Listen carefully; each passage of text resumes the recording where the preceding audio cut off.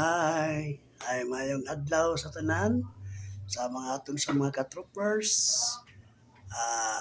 sa itong mga kabarkada, kagrupo, kasamahan, kapatiran, no? O sa atong labaw sa tanan o sa akong mga kapatid o igsoon sa aking pamilya.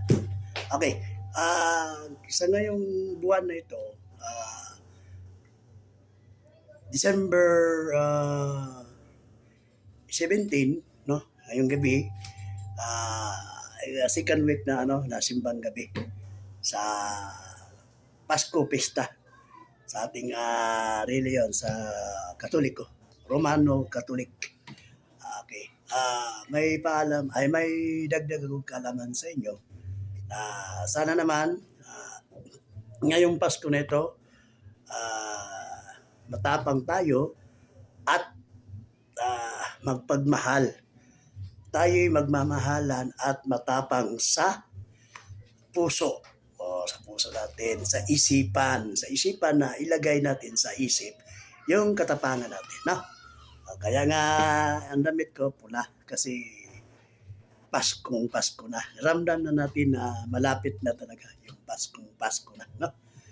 Ngayon, itong sa aking mga kaibigan or mga katroopers natin sa kapatiran, sana naman po tayong lahat, sinabi ko na noon sa inyo na bawal sa atin ang pag-intriga, pag-sira o pagdaot sa tuwang mga tropa o pag inggit, bawal gyud sa atong grupo. Kay dili ta gusto na kay pangit yun dili pangit hindi ta magkasinabot, mag-intrigahay, mag-away ng tanan, di ba? Ato iwasan nato, mapasko man og dili, iwasan na nato tanan. Okay? Ano lang may hangyon ako sa inyo, mga katroopers o kapatiran ko sa aking organisasyon. Labig na gid sa akwang mga igsoon sa pamilya. No? O mga kaibigan, iwasan nato na. Kay dili na maayong ehemplo kanang magdumot o magpan sa tao, dili na maayo. Ang ato ginanlan, magpagmahal at matapang tayo. Matapang sa kaibigan sa ating mga taong kahit nagalit siya sa inyo, kaibiganin mo pa rin siya. Ganun lang, mapagmahal tayo sa lahat ng mga bagay na sa labi na gyud sa ato ang Panginoong Diyos, no? Diyos Amahan. Ato ginang panalangin sa ato ang Panginoon na siya naghatag sa tuwa tanan sa isip, sa salita at sa gawa. No, di man ta kalihok kung dili gumikan sa tuwang isipan, di ba? Gikan sa direct to God. Okay?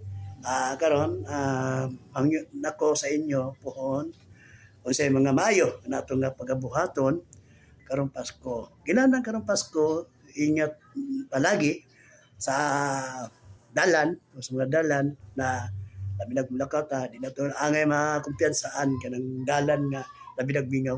Ayaw mo kumpiyansa na kay daghan na biktima labi na karon Pasko. Daghan tao nga mga siga, no? Na dili ka kontrol na sa ilang isipan. Tungod siga na. Nagatik na sila tungod sa nagatik sila mga druga. Druga nga dili angay dapat nga ikuan sa ilang sarili kay makadaot man kita. No, ana ako hangyo sa inyo. Nagamon labi na kayong mga kababayan amping ka.